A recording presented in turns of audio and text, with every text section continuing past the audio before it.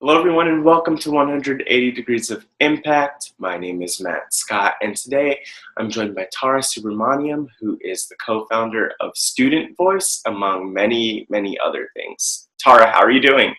I'm good. How are you?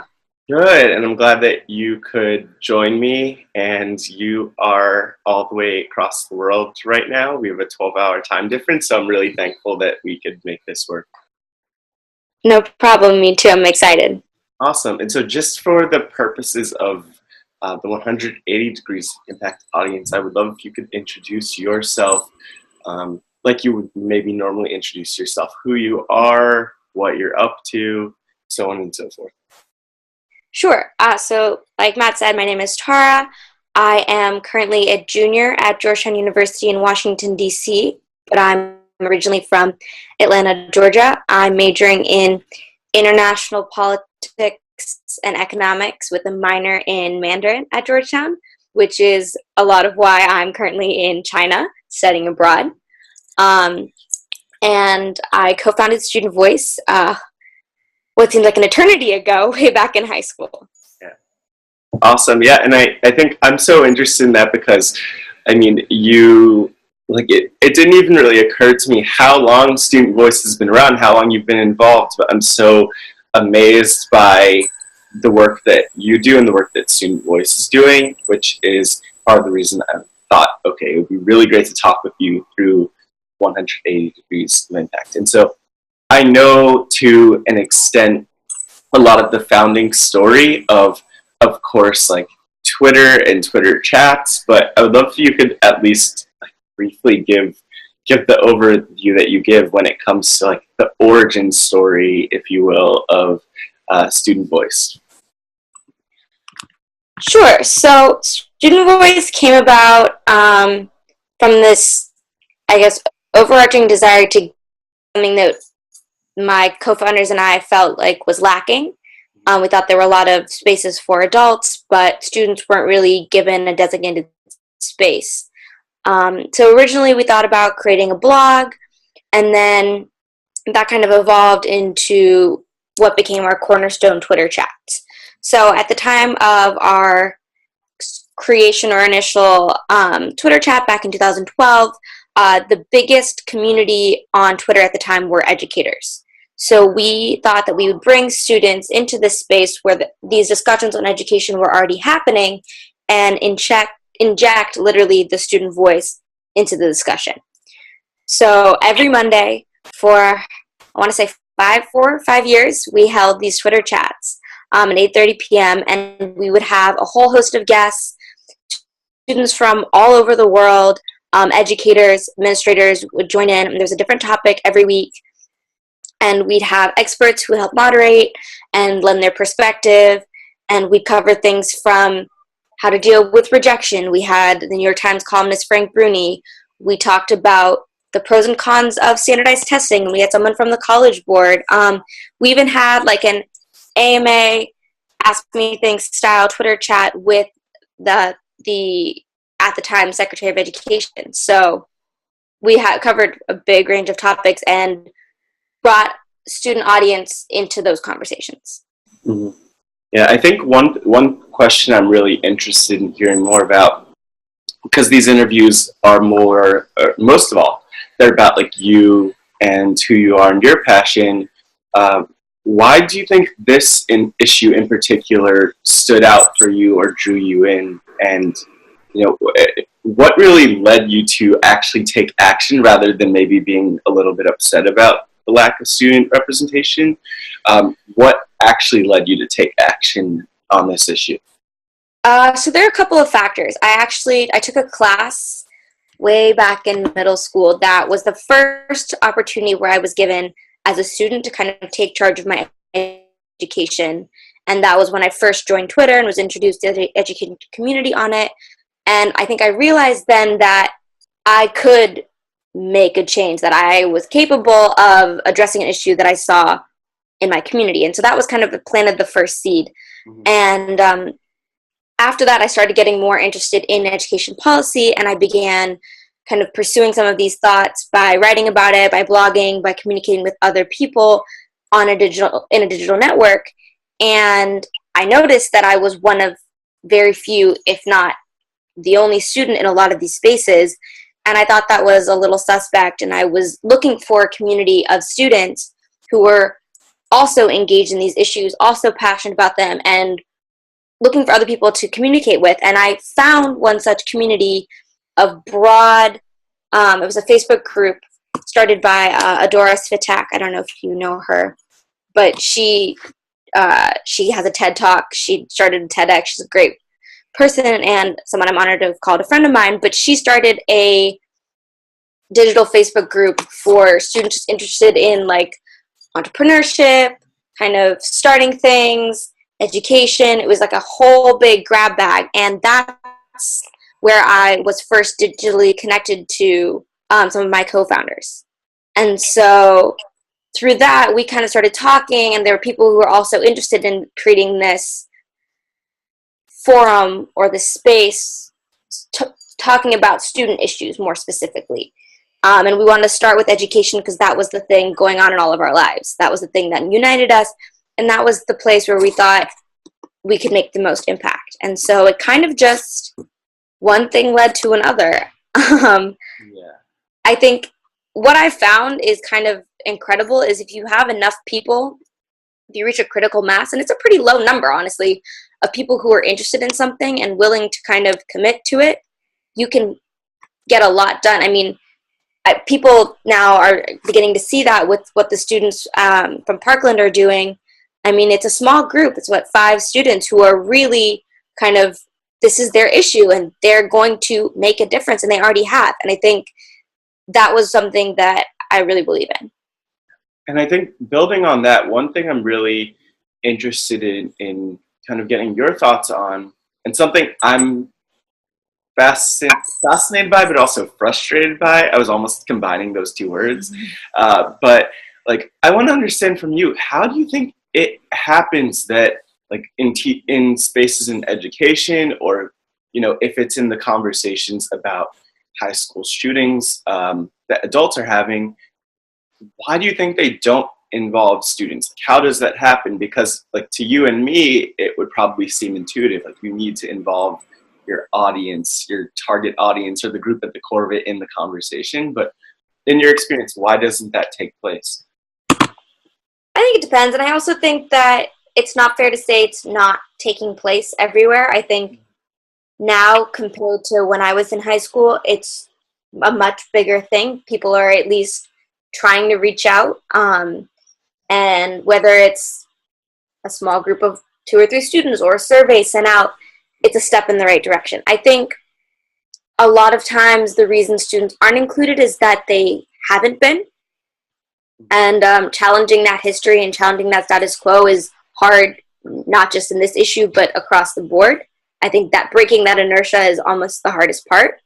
And it's changing that mindset that says, you know, while teachers and administrators have been the ones making the decisions for decades, that it's possible that they can give a little bit of that responsibility to students. I think part of it is this belief that there's a hierarchy and a structure for a reason. And in a lot of cases, that's fair. But I think just because there is a structure and a way of doing things doesn't mean that things can't be shaken up a little bit every now and then. It doesn't mean that simply asking students for an opinion or giving them a seat at the table does not mean all of a sudden that you're handing over control. It's that because students benefit, are impacted by the decisions that are being made about their education, they should be in the conversation. To me, that's intuitive. And I think the more you talk to people about it, they will agree with you. The premise itself is fairly intuitive. It's just that it's not something people are used to. And I think it's becoming more and more prevalent just because more and more people are thinking about it and saying, yeah, it doesn't sound like that bad an idea. Why don't we give it a shot? Yeah. And I think what I always say is that it doesn't hurt to try. Even if you think, all right, this is going to be an utter disaster and nobody's going to have anything worthwhile to say, host one open town hall. Have one open lunch with your students and say anybody can come and sit down. And if it doesn't pan out, it doesn't pan out. But you'd be surprised if even just one student shows up and says, hey, I've been thinking about such and such, or I was concerned about this and I didn't really know where to go, and I figured maybe I would come and ask you. Just one catch, and it's worth it. Mhm. Yeah, as a follow-up to that, you mentioned like if one student shows up, and uh, are there any like more specific stories of students who you've met who are positively impacted by the work that you do to that you've done to kind of connect the dots between like student voice and the conversations that are sometimes happening without students? So one of my favorite things that Student Voice has done, and it's one of our most recent programs, is we launched this past fall an ambassadors program where we have about 10 to 12 high school students who we are working with and helping them make a concrete impact in their community. Mm-hmm. So we help them develop a how-to guide for testifying at their school board, and one of our ambassadors went and recorded her testimony, and it's on YouTube, and it's getting huge amounts of like views, and like not only that, but like her confidence has increased. She's started a conversation in her community. Like the effects of that range from the small personal effects to like broader, more mindset community impacts. And I think it's not the biggest, most glamorous on a number scale thing that we do, but I think being able to impact and interact with on like a personal basis with just a handful of students and actually kind of see the work that they're doing and the impact that we're having is really cool. And it's one of things I'm very excited that we launched. Yeah. Sort of just a follow-up to that, I'm wondering, like, what are, and maybe it's specific things in terms of student voice, like like being involved with the White House, for instance, or maybe it's just more broad ideas, but like, what are some of the things that you're most proud of in your work? Or in your, better yet, in your life over the past, like... Oh, that's even harder.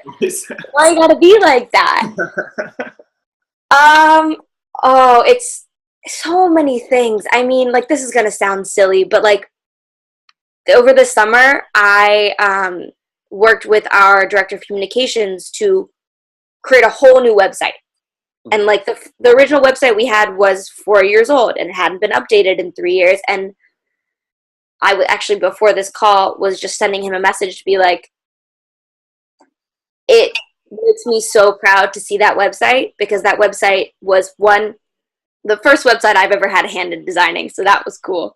And two, it's just represents to me a culmination of all the things we've done, because you can go on that website and you can see the old, the new, the story of Student Voice, where we came from and where we've reached. And I think something that's kind of crazy for me, because I've been at this now for about 6 years, is just I'm proudest of how far we've come.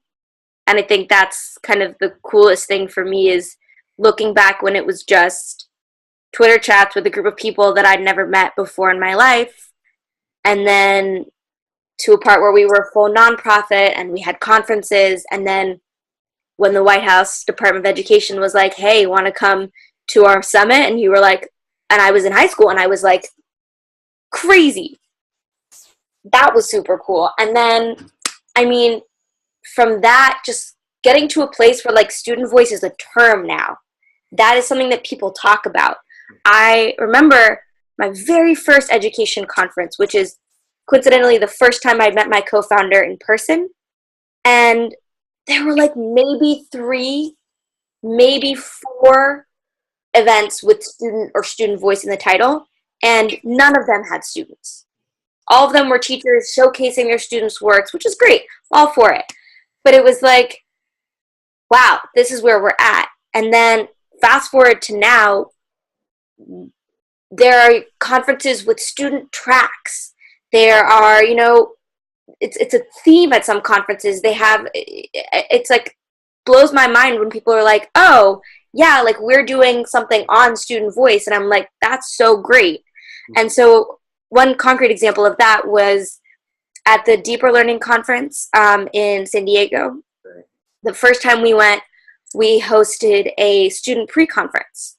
And it was with the students who were helping out with the conference the next day. And it was really great. And we got a sense of that.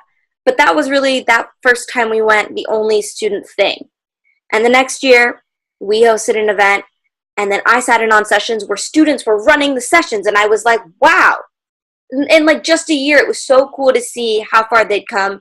It was cool to see the kids we'd met the year before, like leading the conference, running things. Like, I'm proud of so many things. Yeah, and I think the cool thing about hearing all of that from you is that it's so clear that there's so much that's been rewarding about your experience over the past 6 years, which I applaud you, first of all, because I can't think of anything that I've done for 6 years. So that's really amazing to see that. And I'm so glad that you got involved when you did, and that you could still like have that engagement with this important issue. Because just as an aside, so many times when it comes to advocacy of any sort, especially when it comes to student advocacy, as I'm sure that you've experienced that, like just within high school or within college, like people graduate and then move on, and the same happens, I'm sure, with any student program. And so I just really am glad that you're still able to have that engagement, and to be able to like mentor and also support other students who are getting engaged, as like in the example you were giving. Well, that's actually one of the coolest things about our organization, is that it's all students. So we have a fairly high rate of turnover just by default, that, like you said, people graduate. And what's been really cool is to see how the organization has grown and evolved under different leadership, the people we've been able to bring in, just the community we've created. I think that's really cool for me to witness, because I was there from the beginning, and I'm there for kind of what will be the new generation. Because once I graduate, I'm the last founding member on executive staff or our director team at the moment, but I'm about to graduate. So it's both really rewarding and really kind of scary for me, because it's been a part of my life for so many years, but it's so reassuring to see the people who joined the team, and I have so much faith in them, and they've done such amazing things both on their own and within the organization so far. So like that's something that's really great about Student Voice as an organization, is that it's fueled by the generations of students who keep on coming, who are experiencing new problems but still and have new solutions and want to keep giving back and being a part of this community. And so that's been really great. And another part of it is that we've begun connecting with other communities across the United States and the world, and that's been really rewarding and energizing for our organization. So. Mm-hmm.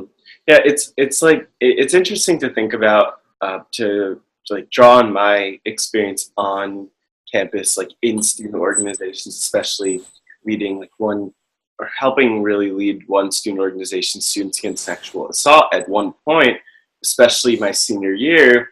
Like you graduate and then you want to still be engaged and involved because this is such a huge part of your life.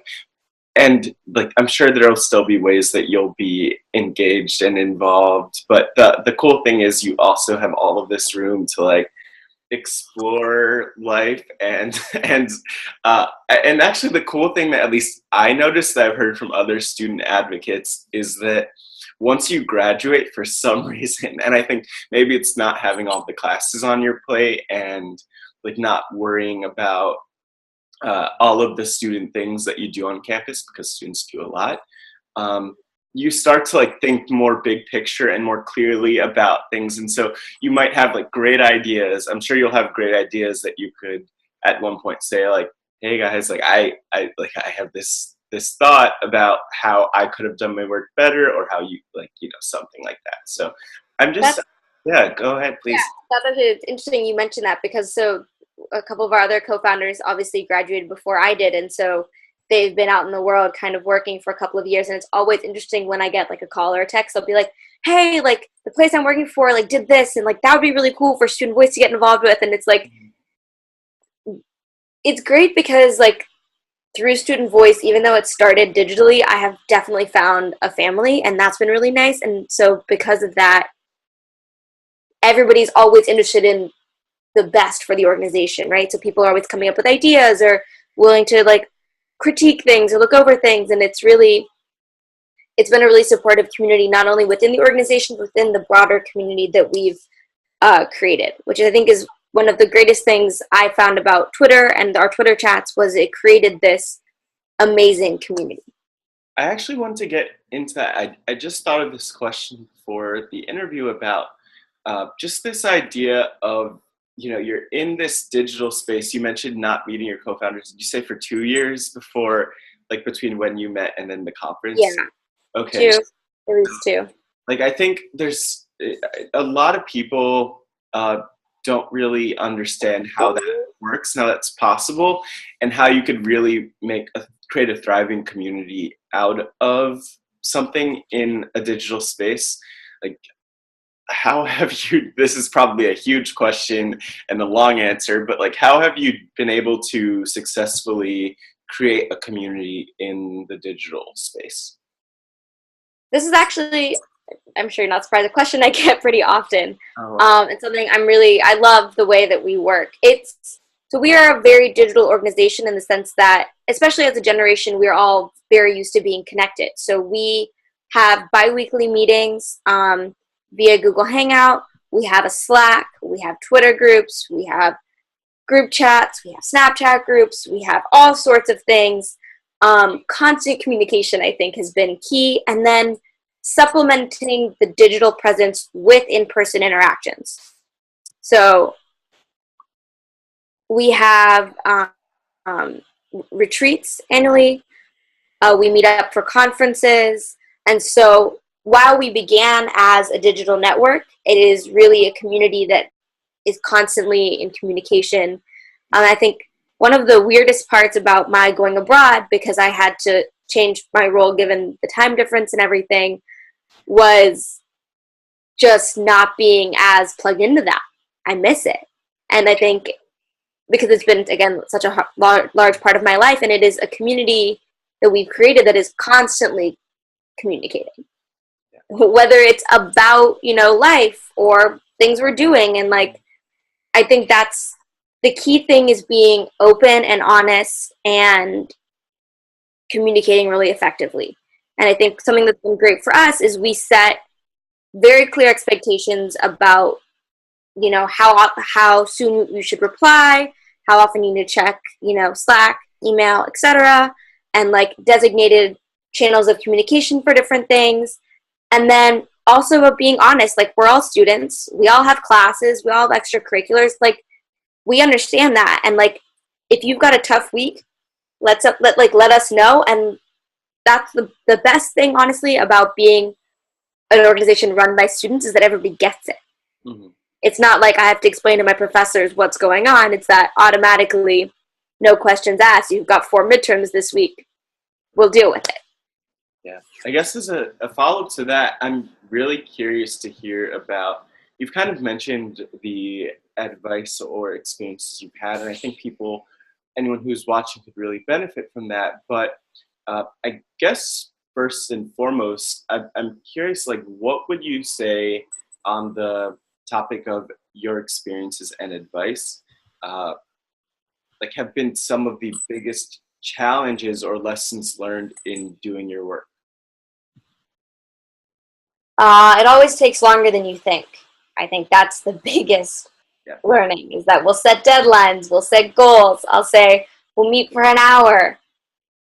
And these things don't happen overnight. It'll always take another call. It'll always take us a little bit more research. And I think that's been a big learning for me, because I like to have things planned out, and learning when that's acceptable and learning when I need to be a little bit more flexible, I think has been huge, especially in this kind of pseudo startup-y environment. Is you've just got to be flexible, and you've got to know like what deadlines are hard and what deadlines you're going to have to work with.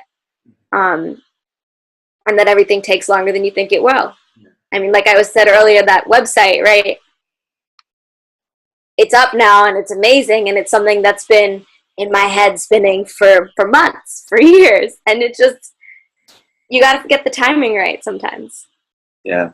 Yeah, it's, there's a lot. I don't know. I feel like there's so much to be learned in creating anything. Like I mean, I'm not doing things to the level that you're doing, that you've done them with Student Voice, but with 180 Degrees of Impact, as I continue to do it and consider, like, oh, what's a cool thing I could do, a cool partnership I could have.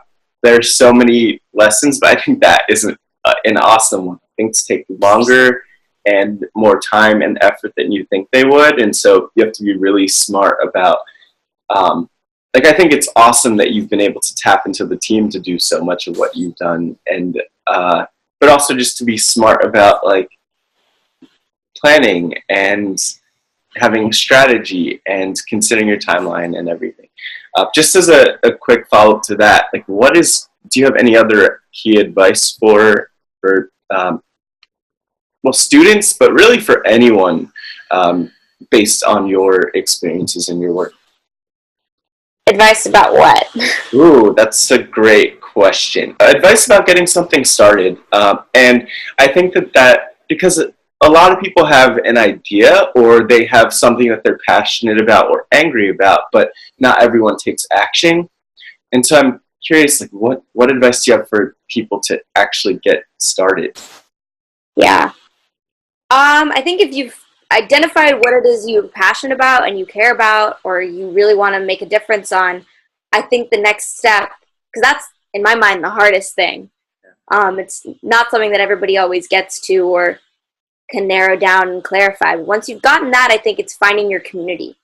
I think I'll be the first to say that none of this, it's almost impossible to do it alone. I think I guess you could do it, but it's nowhere near as fun, and in my opinion, nowhere near as impactful. But finding your community is huge, whether it's mentors, investors, partners, supporters, what have you. It's just finding that community. It's, I think, invaluable, Mhm. at least in my experience. Yeah, and I mean, I think I absolutely agree, and that's something that I've seen, well, for a lot of different organizations, but also just in general. You accomplish so much more working together or tapping into other resources that could potentially accomplish something better than you can, to get to your goals. And so I feel like I could have so many questions for you, but one thing I really want to know about, getting toward the end of the interview, is about sort of your vision for not even just Student Voice, but your vision for you and what you want to accomplish.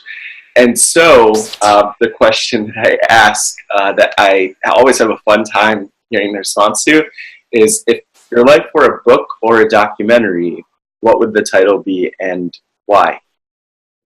Yeah. So I've thought about a couple things, and I think if you ask me this question 3 years from now, it'd probably be a different answer. But I think at the moment, I think I would go with Fly on the Wall, Mhm. because I think a lot of what my life has been and the biggest moments in my life are best explained through stories I've heard, experiences I've had, but not always necessarily my own. So it's my life, my journey through other people's stories, because I think there are other people's voices that are so much better at saying the things that I want to say, or the things that I've heard, and I think it'd be an interesting way to capture that. Yeah, that's I really like that. I like that a lot, because I feel like with, that I have to, like, watch that back and think that through again and again and again, because for me that's a lot of what 180 Degrees of Impact is. Like, that's also, like, kind of a meta title and a meta comment you made, because also what's happening with the conversation with you now. So I have to stop talking about the current conversation we're having, because it's like a little bit meta for me. Yeah. But anyway, as we wrap up, I'm curious, how can people, either connect with you or learn more about you and your work and whatever you want to put out there, as well as Student Voice? So I'm on Twitter, and if you're interested in student voice, we're on the interwebs at stuvoice.org. That's the best place to go. It's got all of our contact information. It's got everything about the organization, the things we do, ways to get involved. And if you're interested in getting involved, you can always shoot me an email, tara@stuvoice.org. So. Awesome. Yeah, and if anyone wants to learn more about 100 AHP Impact, www.lets.care, @LetsYouCare on all the various social media. And so, yeah, thanks again for being part of this and for catching up and having this conversation, even though we are 12 hours apart. I don't think it gets, well, I guess it gets worse. It gets bigger than that. So I'm glad that this time worked out for you. Yeah, absolutely. Awesome stuff. And just because, like, any final words that you want to share as we wrap up? I think I'm good. You hit pretty much everything. So. And so, again, for anyone who is watching and tuning in, again, thanks again, Tara. And again, for anyone watching, keep impacting.